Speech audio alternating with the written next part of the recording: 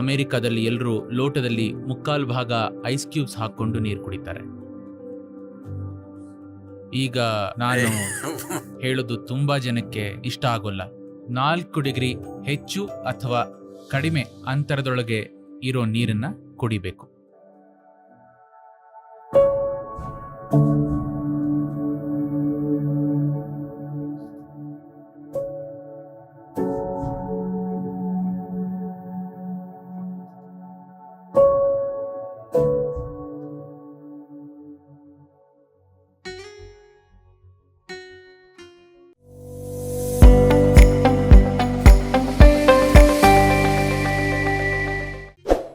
ಅಮೆರಿಕದಲ್ಲಿ ಎಲ್ಲರೂ ಲೋಟದಲ್ಲಿ ಮುಕ್ಕಾಲು ಭಾಗ ಐಸ್ ಕ್ಯೂಬ್ಸ್ ಹಾಕೊಂಡು ನೀರು ಕುಡಿತಾರೆ.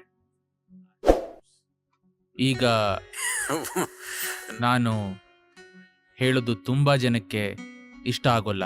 ಯೋಗ ಸಂಸ್ಕೃತಿಯಲ್ಲಿ ನೀವು ಯೋಗಿಯಾಗಿದ್ರೆ, ನೀವು ಆಂತರಿಕ ರೂಪಾಂತರಣೆಯ ಪಥದಲ್ಲಿದ್ರೆ, ನಿಮ್ಮ ಜೀವ ವ್ಯವಸ್ಥೆಯನ್ನ ಸಾಧ್ಯತೆಯ ಇನ್ನೊಂದು ಆಯಾಮಕ್ಕೆ ಪರಿವರ್ತಿಸಬೇಕು ಅಂತಿದ್ರೆ 4 ಡಿಗ್ರಿ ಹೆಚ್ಚು ಅಥವಾ ಕಡಿಮೆ ಅಂತರದೊಳಗೆ ಇರೋ ನೀರನ್ನ ಕುಡಿಬೇಕು.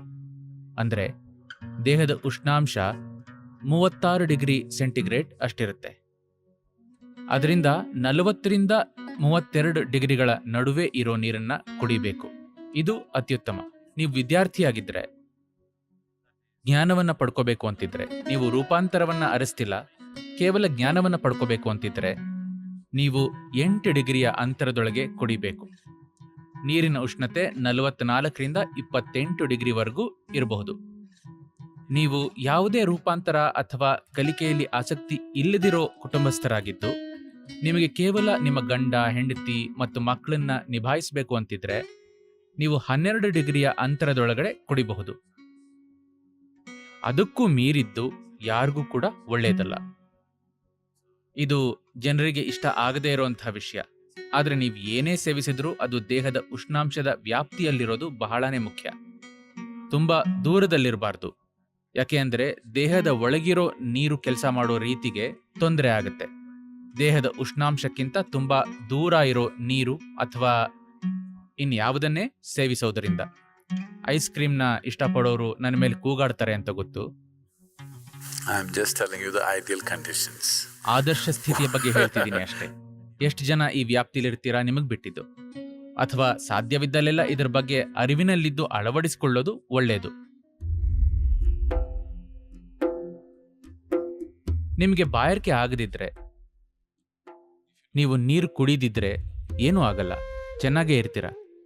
ಅಮೆರಿಕಾದಲ್ಲಿ ಮಾತ್ರ ನೀರು ಕುಡಿದಿದ್ರೆ ಸಾಯ್ತೀರ. ಬೇರೆಲ್ಲೂ ಜನ ಸುಮ್ನೆ ನೀರು ಕುಡಿಯಲ್ಲ. ಬಾಯಾರಿಕೆ ಆದಾಗ ನೀರು ಕುಡಿತಾರೆ, ಇಲ್ದಿದ್ರೆ ಚೆನ್ನಾಗೇ ಇರ್ತಾರೆ ಮರುಭೂಮಿಲೂ. ಅಮೆರಿಕಾದಲ್ಲಿ ಮಾತ್ರ ಚಳಿನಲ್ಲೂ ಎಲ್ಲರೂ ನೀರಿನ ಬಾಟ್ಲಿ ಹಿಡ್ಕೊಂಡು ಯಾವಾಗಲೂ ಕುಡಿತಾ ಇರ್ತಾರೆ. ಯಾಕೆ ಅಂದ್ರೆ ಅವರು ತುಂಬಾ ನೀರು ಕುಡಿಬೇಕು ಅಂತ ಅವರಿಗೆ ಮಾರ್ಕೆಟಿಂಗ್ ಮಾಡಲಾಗಿದೆ. ತುಂಬಾ ನೀರನ್ನ ಕುಡಿಯೋದು, ಅದು ಸ್ವಲ್ಪ ಸ್ವಲ್ಪನೇ ಕುಡಿದ್ರೆ ದೇಹ ಅದನ್ನ ಹೀರ್ಕೊಳ್ಳುತ್ತೆ. ಹೀರ್ಕೊಂಡಾಗ ಬಹಳ ಸೂಕ್ಷ್ಮವಾಗಿ ಸಮತೋಲನವಾಗಿರೋ ದೇಹದ ಸೋಡಿಯಂ ಮಟ್ಟ ಕುಸಿಯುತ್ತೆ. ಉಳಿದ ದೇಹದ ಮೇಲೂ ಪರಿಣಾಮ ಆಗುತ್ತೆ, ಆದರೆ ಗಮನಕ್ಕೆ ಬರ್ದಿರಬಹುದು. ಆದರೆ ಮೆದುಳಿನಲ್ಲಿ ಸೋಡಿಯಂ ಮಟ್ಟ ಕಡಿಮೆ ಆಗೋದ್ರಿಂದ ಮೆದುಳು ಊದ್ಕೊಳ್ಳುತ್ತೆ. ಇದರರ್ಥ ನಿಮ್ಮ ಮೆದುಳು ಬೆಳೀತಿದೆ ಅಂತಲ್ಲ. ಊತ ಅಂದ್ರೆ ಒಂದು ರೀತಿಯ ಕಾಯಿಲೆ. ಮೆದುಳು ದೊಡ್ಡದಾಗ್ತಿಲ್ಲ, ಸೋಡಿಯಂನ ಕೊರತೆಯಿಂದ ಅದು ಊದ್ಕೋತಾ ಇದೆ. ಸಾಕಷ್ಟು ಸೋಡಿಯಂ ಇಲ್ದಿರೋದ್ರಿಂದ ಮೆದುಳಿಗೆ ಹೆಚ್ಚು ನೀರು ಹೋಗುತ್ತೆ. ಬೇಕಿರೋ ಸೋಡಿಯಂನ ಪೂರೈಸಿ ಸಮತೋಲನವನ್ನ ಕಾಪಾಡೋಕ್ಕೋಸ್ಕರ. ಮೆದುಳಿನಲ್ಲಿ ಹೆಚ್ಚು ನೀರು ಅಂತಂದ್ರೆ ನೀವು ತೂರಾಡ್ತೀರ, ಮಾನಸಿಕ ಅಸಮತೋಲನ ಉಂಟಾಗುತ್ತೆ. ನೋಡಿ, ನೀವು ಒಮ್ಮೆಗೆ ತುಂಬಾ ನೀರನ್ನು ಕುಡಿದ್ರೆ ಎಷ್ಟನ್ನ ಹೀರ್ಕೋಬೇಕು, ಎಷ್ಟನ್ನ ಹೊರಹಾಕಬೇಕು ಅಂತ ದೇಹ ನಿರ್ಧರಿಸುತ್ತೆ. ಆದ್ರೆ ನೀವು ದಿನಾಪೂರ್ತಿ ಸ್ವಲ್ಪ ಸ್ವಲ್ಪನೇ ಕುಡಿತಾ ಇದ್ರೆ ದೇಹ ಮೋಸ ಹೋಗಿ ಬೇಕಿರೋದಕ್ಕಿಂತ ಹೆಚ್ಚು ನೀರನ್ನ ಹೀರ್ಕೊಳ್ಳುತ್ತೆ. ಈಗ ನೀವು 2 ಲೀಟರ್ ನೀರು ಕುಡಿದ್ರಿ ಅಂದ್ಕೊಳ್ಳಿ, ಅಷ್ಟನ್ನು ನಿಮ್ ದೇಹ ತಗೊಳ್ಳಲ್ಲ. ಎಷ್ಟು ಬೇಕೋ ಅಷ್ಟನ್ನ ತಗೊಂಡು ಮಿಕ್ಕಿದನ್ನ ಹೊರಹಾಕತ್ತೆ.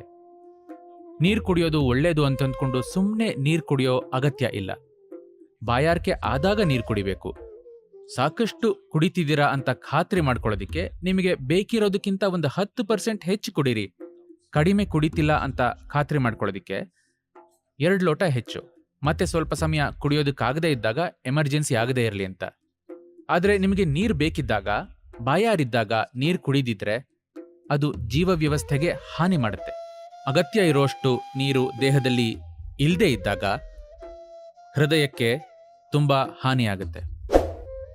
ಆದರೆ ನಾನು ನೀರು ಅಂದಾಗ ಅದು ಕೇವಲ ಕುಡಿಯೋ ಬಗ್ಗೆ ಅಲ್ಲ, ಹೆಚ್ಚು ನೀರಿನ ಅಂಶ ಇರೋ ಆಹಾರನ ಸೇವಿಸಬೇಕು. ನೀವು ಹಣ್ಣು ತಿಂದರೆ ಅದರಲ್ಲಿ ಸುಮಾರು 90% ನೀರು, ತರಕಾರಿ ಇತ್ಯಾದಿಗಳಲ್ಲಿ 70% ನೀರಿರುತ್ತೆ. ನೀವು ತಿನ್ನೋ ಆಹಾರದಲ್ಲಿ ನಿಮ್ಮ ದೇಹದಲ್ಲಿ ಇರೋಷ್ಟಾದ್ರೂ ನೀರಿನ ಪರ್ಸೆಂಟ್ ಇರಬೇಕು. ಅಂದರೆ ನೀವು ಏನೇ ತಿಂದ್ರೂ ಅದರಲ್ಲಿ ಕನಿಷ್ಠ 70% ನೀರಿನ ಅಂಶ ಇರಬೇಕು. ಅದರಿಂದಾನೇ ಹಣ್ಣು ಮತ್ತೆ ತರಕಾರಿಗಳು ನಿಮ್ಮ ಆಹಾರದ ಭಾಗವಾಗಿರಬೇಕು.